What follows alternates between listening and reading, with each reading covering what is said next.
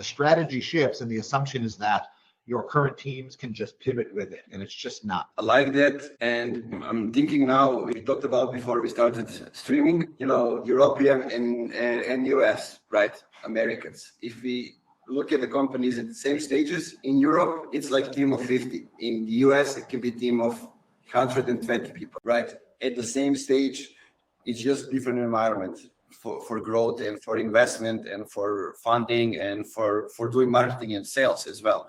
Different level of awareness between people. Looking from that perspective, if you're based in the US, then sure, like team in the same gauge, you have a lot more people inside in-house.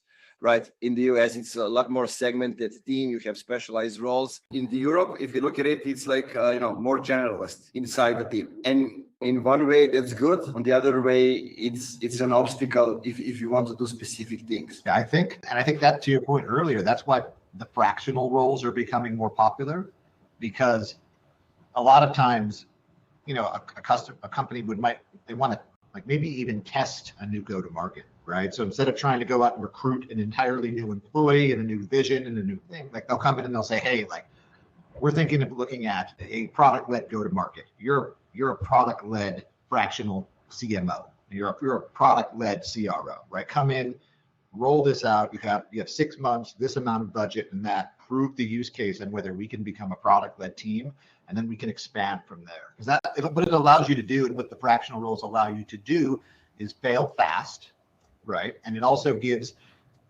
everybody an absolute alignment on where you are, right? If you're a fractional CMO, that you're on a 6-month contract and you know exactly what you're brought in to do, and that's test whether we can execute this go-to-market with your team and whatnot, with a set budget and set expectations. It's really a level playing field versus coming in as a regular CMO and expecting to change the world. And again, by the time you get the right people in place, usually your tenure is up because you haven't done it. That's why fractional is becoming more popular.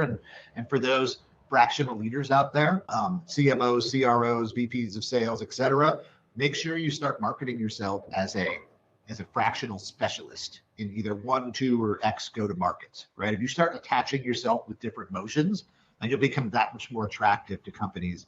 Again, if you came up in Slack or Box or one of those very big Atlassian, one of those very big popular product-led go-to-markets, Canva, leverage that. If you're an outbound specialist, leverage that. If you're an inbound specialist, right, make sure people know what your specialty is. So companies who are looking to recruit those fractionals can align their go-to-market strategies with the right leaders. Because again, there's very few who can execute across 4, 5, 6 go-to-markets at a high level.